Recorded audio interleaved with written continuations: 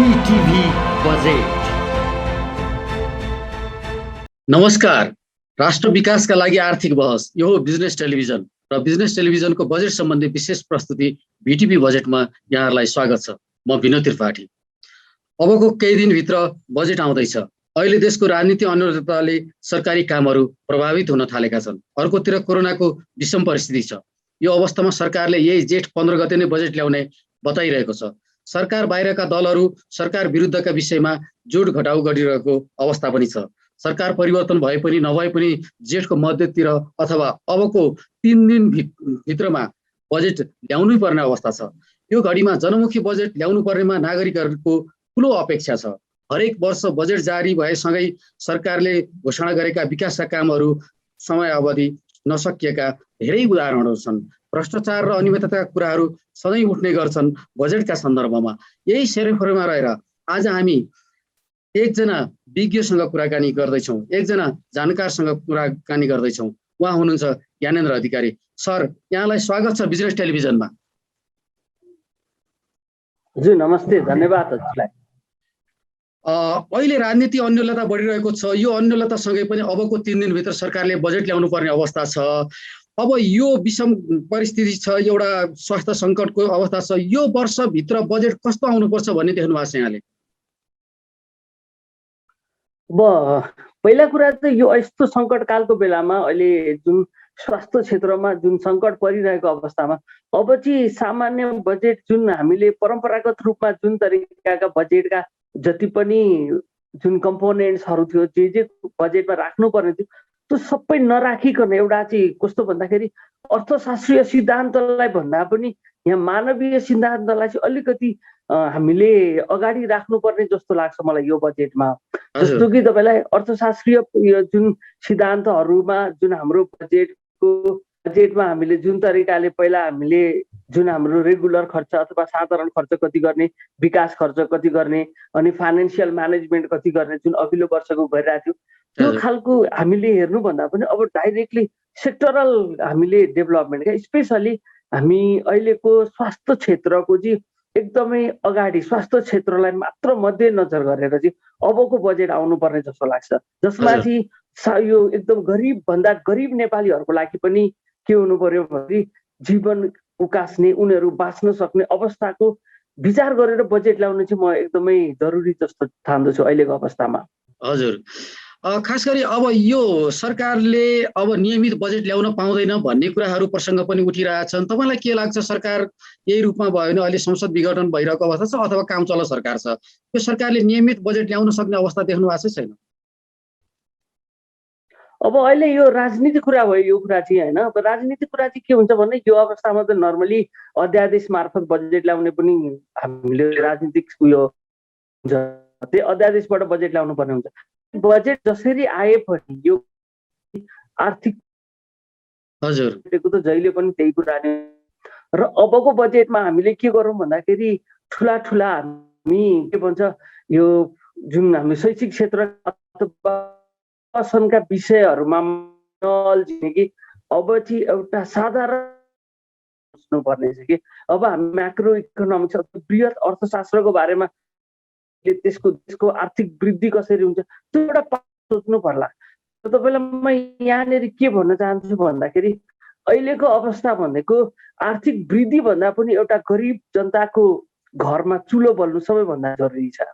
अहिले जति पनि कोभिडको कारणले हाम्रो गरिबीको रेखा पनि अझै हामी 17% थियो, अब बढेर 21-22 हुँदै गइरहेको अवस्था छ। हेर्नुहोस्, यो अवस्थालाई चाहिँ सकेसम्म त्यो गरिबलाई बढ्यो भनेर उसले सुन्दाखेरि उसलाई चाहिँ फरक पर्दैन क्या।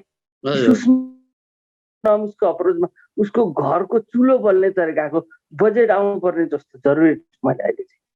अब यो नियमित रूपमा आउने छैन, हरेक बजेटहरूका चाहिँ विकास बजेट त्यति खर्च नभएको पनि तपाईँले देखिरहनु भएको छ, सबैलाई थाहा छ। विकास बजेट खर्च भएन भन्ने जनगुनासो आइरहेको हुन्छ।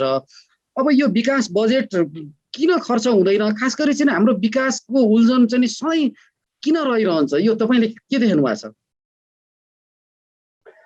यो एउटा मात्र छैन, यसमा धेरैवटा जुन भेरिएबलहरू छ, हाम्रो धेरै यसलाई चाहिँ असर गरिरहेको अवस्था छ।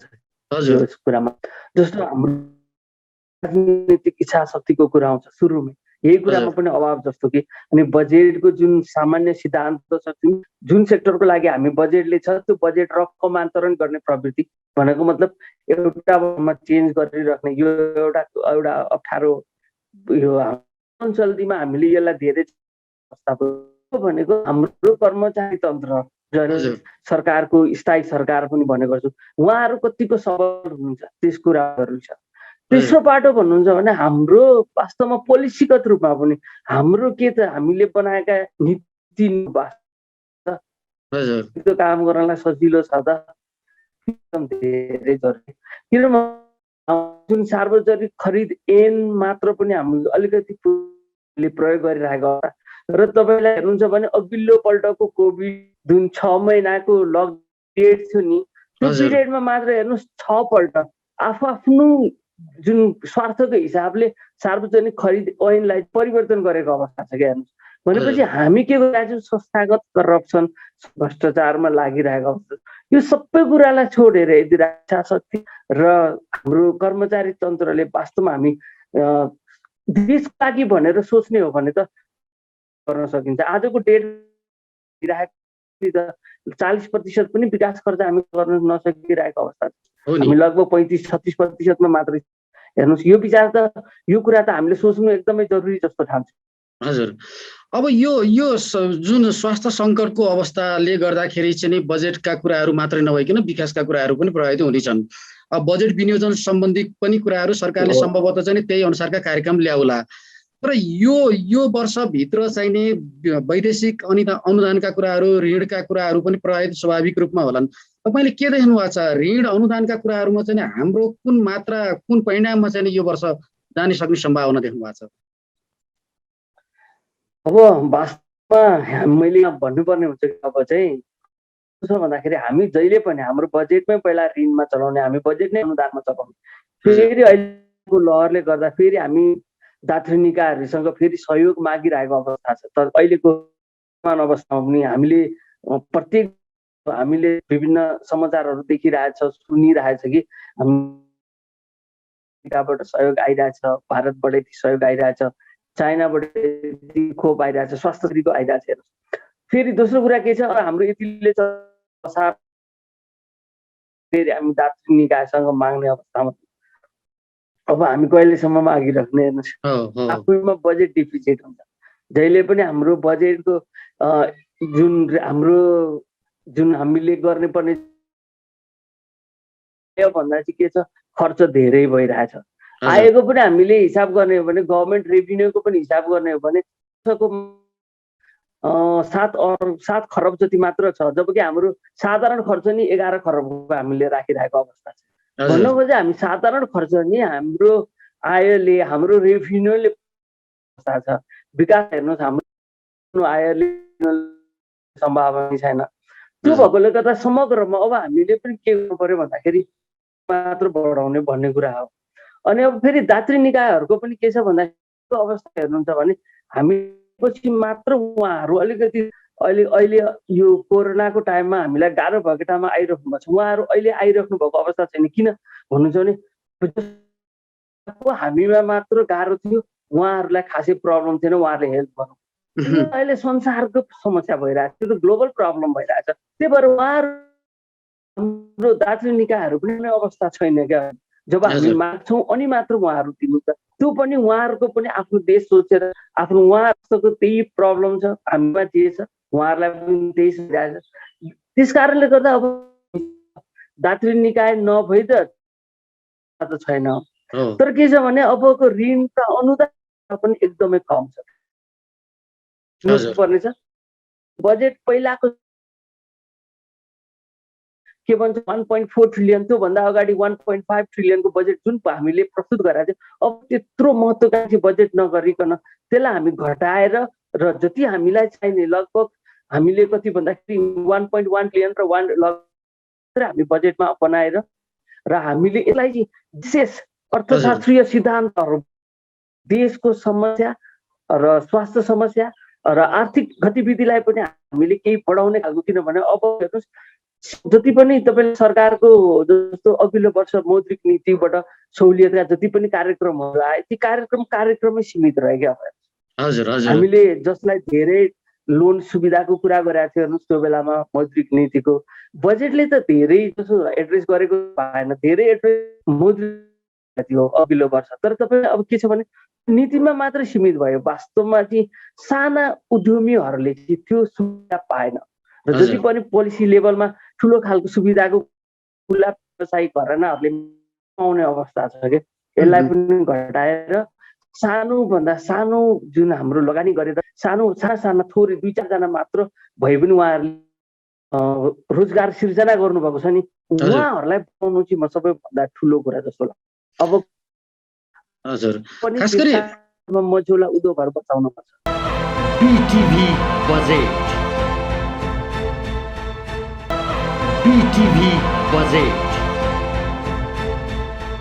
अहिले पछिल्लो पटक अब यो 1 वर्षको अवधिमा सरकारले स्वास्थ्य क्षेत्रमा त्यति धेरै बजेट पनि चाहिँ निकासा गरेन, कार्यक्रमहरू पनि ल्याउन सकेन भन्ने कुराहरू आइरहेछ र एकथरी मान्छेहरूको के विचार छ भने विकासको बजेट जुन चाहिँ थाँतिरहेको छ त्यो बजेटलाई पनि स्वास्थ्य क्षेत्रमा खर्च गर्न सकिन्छ कि त्यो विषयमा पनि अलिकति बहस गरेर सरकार जानुपर्छ भन्ने छ। के विकास बजेटलाई स्वास्थ्य क्षेत्रमा ल्याएर खर्च गर्ने सम्भावना चाहिँ हुन सक्छ? त्यो त पक्का पनि सक्छ नि। हामीले कसरी राख्न सकिन्छ भन्दाखेरि अब विकास बजेट तपाईँ लगभग के हामी असारे बजेटमा जानु पर्यो के होइन भने धेरै जसो हाम्रो बजेट फ्रिज हुने नै अवस्था छ। हेर्नुहोस् भनेपछि यो बजेटहरूलाई हामीले तत्काल यस्तो ठाउँमा चाहिँ अब चाहिँ हामीले रकमान्तरण गरेर भए पनि स्वास्थ्य क्षेत्रको लागि के हुनु पर्यो भन्दाखेरि जुन अहिले हेर्नुहोस् हाम्रो अक्सिजनको जति हामीले धेरै मार्केट अभाव देखिरहेछ, यो अभाव वास्तवमै अभाव हो कि पहिलाको यहाँ पनि हेर्नु न, अल्टिमेटली आएर हामी गभर्मेन्टसँगै ठोकिन्छ, सरकारसँगै गएर यहाँ पनि ठोकिने अवस्था छ। हेर्नुहोस् है, भनेपछि त्यहाँ के बुझ्नुहुन्छ भन्दाखेरि सरकारसँगै ठोकिरहेछ भनेपछि वास्तवमा अक्सिजनको अभाव भएको होला केही हदसम्म, तर केही हदसम्म यहाँ कालो बजार पनि हो कि सरकारको अनुगमन नपुग्या हो कि यो कुरा पनि हामीले हेर्नु एकदम जरुरी छ। अनि यो अब तत्कालको अहिलेको अवस्था के त वास्तवमा के छ, स्वास्थ्य क्षेत्र रिलेटेड स्वास्थ्य क्षेत्रसँग सम्बन्धित उद्योगहरूलाई चाहिँ हामीले बढावा दिन सकिन्छ कि यहाँबाट त हामीलाई रोजगारी पनि सिर्जना हुने भयो, प्लस हाम्रो स्वास्थ्य क्षेत्र पनि त भयो नि। यो क्राइसिस त अमेरिकामा होइन र, तर अमेरिकामा भयो त उहाँहरू आफै सेल्फ सस्टेन हुनुहुन्थ्यो, त्यही भएर अमेरिकालाई अक्सिजनको प्रब्लम भेन्टिलेटर प्रब्लम भएन नि। एउटा भेन्टिलेटर गर्दा र नेपालको टोटल पपुलेसन गर्दाखेरि भेन्टिलेटर भनेको लगभग 90,000देखि 1 लाख जनता बराबर एउटा भेन्टिलेटर छ। अनि तपाईँलाई गाह्रो त परिहाल्छ नि होइन र। हेर्नुहोस् डक्टरहरू पनि एभरेजमा त्यो खालको सिचुएसन छ।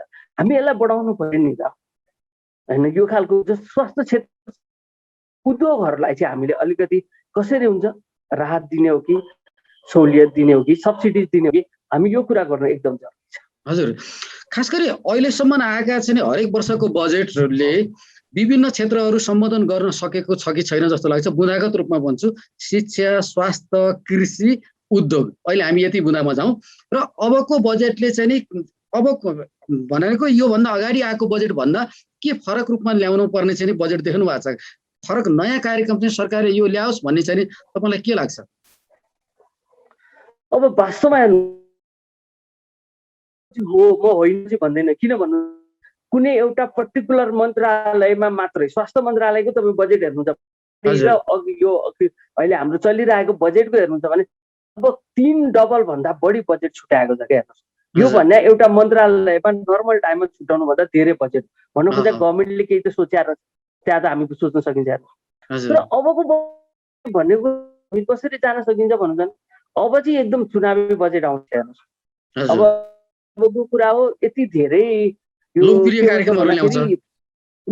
कार्यक्रमहरू पपुलिस्ट प्रोग्रामहरू चाहिँ एकदम धेरै आउने सम्भावना छ।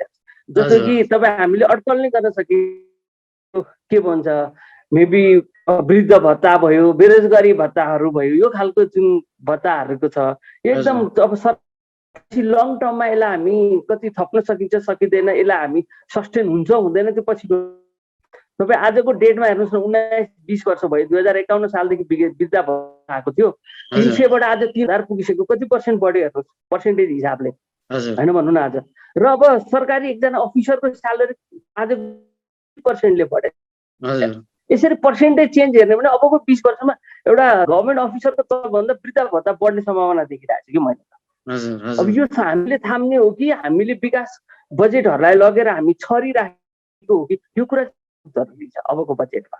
हजुर मैले सुरुमै तपाईँलाई भनेको थिएँ, अर्थशास्त्रको सिद्धान्तलाई हामीले फलो गर्ने भन्दा पनि अब मानवीय सङ्कटलाई फलो गरेर बजेट आउनुपर्ने एकदम जरुरी देख्छु मैले। हामी अब कृषि प्रधान देशको रूपमा हाम्रो अझै पनि चाहिँ त्यही चिनारी त्यही परिचय छ। अहिलेसम्मको बजेटले कृषिलाई समेट्न नसकेका विषय यो बजेटले समेट्न सक्ने सम्भावना यदि नियमित बजेट आयो भने के देख्नु भएको छ? केही कृषिमा चाहिँ थप अनुदानका कुराहरू आउन सक्छन्, साना व्यवसायहरूलाई चाहिँ ऋणका कुराहरू आउन सक्छन्, यसमा चाहिँ कृषिलाई चाहिँ थप कार्यक्रमहरू के ल्याउन सक्ने चाहिँ यो नियमित अथवा अब ल्याउने बजेटमा चाहिँ देख्नु भएको छ? अब वास्तवमा नलाइकन त हामीलाई उपाय छैन जस्तो लाग्छ मलाई। हजुर कृषिलाई चाहिँ वास्तवमा अब यो बजेटमा नल्याए पनि अर्कोमा भए पनि जसरी पनि ल्याउने छ, हामीले प्रमोसन गर्नै परेको छ हेर्नुहोस् कृषिलाई। किन भन्नुहुन्छ भने बिस्तारै बिस्तारै अब हाम्रो जतिसुकै ग्लोबलाइजेसन भए पनि हामी इन्टरनेसनल ट्रेडलाई प्रमोट गर्छौँ भने पनि होइन, हजुर हामीले के गर्नुपर्छ भने जबसम्म हाम्रो कृषि देशमा सेल्फ, अब हामीलाई यसको हजुर एक्जाम्पल चाहिँ तपाईँले देखिहाल्नुभयो। कुनै टाइममा रोक्ने बित्तिकै हाम्रोमा गाह्रो, कुनै टाइममा जेसुकै पनि उहाँहरूले रोक्ने बित्तिकै हामीलाई गाह्रो हुने हेर्नुहोस्। र अर्को तपाईँ इन्डियन गभर्मेन्टको ट्रेड पोलिसी हेर्नुहुन्छ भने त्यहाँ पनि के लेखेको छ भन्दाखेरि कृषिजन्य पदार्थ चाहिँ उहाँहरू एक्सपोर्ट गर्नलाई उहाँहरूको कन्ट्री धेरै के छ भन्दा धेरै उहाँहरूको रुचि छैन कि त्यसमा। उहाँहरूको पोलिसीमा कता कता रेस्ट्रिक्सन नै देखिन्छ कि कृषिजन्य पदार्थ र जुन हाम्रो बेसिक कुराहरू। तर आजको डेटमा तपाईँ हेर्नुहोस् त, केरा मात्र हामीले बाहिरबाट इम्पोर्ट तपाईँ 1000 करोड भन्दा बढीको लिएर आइरहेको छ। भनेको मतलब हामी त्यो लेभलको अमाउन्टको छ कि त्यहाँनिर हेर्नुहोस्। अनि अब राइसको कुरा गर्नुहुन्छ भने त 30 खरबको हामी चाहिँ होइन त्यो लेभलको कि हामी यति छ कि इट्स अलार्मिङ सिचुएसन क्या। हाम्रो लागि त यो एकदमै डरलाग्दो सिचुएसन देखिन्छ। चामल मात्र हामी त्यति निर्यात गरिरहेको छौँ अनि फेरि हामी उल्टै भनिरहेको छ कि कृषि प्रधान देश हो भनेर। अब सोच्नुहोस् तपाईँ आफै, यसलाई हामीले त बढाउनको लागि त सब्सिडी दिनुपर्छ। तर सब्सिडी दिनलाई गभर्मेन्टलाई अलिकति गाह्रो चाहिँ छ जस्तो। किन भन्नुहुन्छ भने हामी WTO को मेम्बर भएकोले गर्दा WTO को सबैभन्दा एउटा इम्पोर्टेन्ट प्रिन्सिपल, उसको सिद्धान्त भने चाहिँ मस्ट फेभर्ड नेसन, MFN भन्छ कि यसको प्रिन्सिपल। त्यो भनेको मतलब चाहिँ विदेशी सामानहरूलाई पनि हामीले के गर्नुपर्छ, डिस्क्रिमिनेसन गर्न पाउँदैन कि। तर यदि हाम्रो सामानलाई यदि हामीले सब्सिडी दिने हो भने के हुन्छ, विदेशी सामानलाई त डिस्क्रिमिनेट त गरे नि, त्यो पाउँदैन कि WTO को प्रिन्सिपलले। अब योबाट बच्नु जरुरी छ हेर्नुहोस्। तर नेपाल जस्तो कन्ट्रीले दिन खोज्यो भने चाहिँ WTO बिचमा आइदिने। तर भारत जस्तो ठुलो शक्ति सम्पन्न देशहरूले चाहिँ दिँदाखेरि फेरि उहाँहरू नआउन सक्ने। यो चाहिँ एउटा नेपालको मात्र होइन कि अन्तर्राष्ट्रिय राजनीतिक एजेन्डा पनि यो अलिकति गाह्रो छ। अब यसलाई छलेर हुन्छ कि कसरी हुन्छ, लोन सहायता दिएर भए हुन्छ कि अर्को कुनै बहानामा दिने हो कि हामीले इम्प्लोइमेन्ट क्रिएट गर्नको लागि अथवा अनइम्प्लोइमेन्ट अलाउन्सेस दिएर भए कि एग्रिकल्चरलाई चाहिँ जसरी पनि, कृषिलाई जसरी पनि हामीले प्रमोट गर्नु जरुरी छ। अब होइन भने हामी 2-4 वर्ष पछाडि हामीलाई गाह्रो हुने सिचुएसन छ। अब यो वर्षको स्वास्थ्य सङ्कटले गर्दा हाम्रा ठुला परियोजनाहरू पनि अवरुद्ध पक्कै होलान्।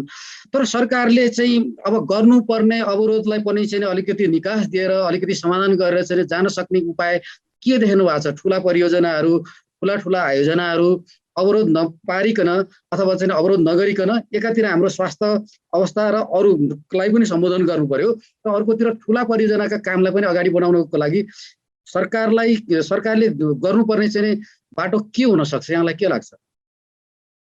पहिला कुरा चाहिँ हेर्नु, वास्तवमा हामीले के कुरा बुझ्नुपर्छ भन्दाखेरि सरकार चलाउनु भनेको व्यक्तिले होइन कि विधिले चलाउनु पर्छ क्या। पहिला कुरा चाहिँ जब हामी विधिले चलाउँछौँ है, भर्खरै मात्र तपाईँलाई हेर्नुहोस् यही लकडाउनको केसमा पनि 3 जना हाम्रो सिडिओ साहबहरूको डिस्कसन हुँदाखेरि एकजनाले चाहिँ सबै बन्द गर्न खोज्नुभयो, 2 जना मान्नु भइरहेको थिएन भन्ने खालको समाचारहरू पनि देखिरहेको छौँ हामीले।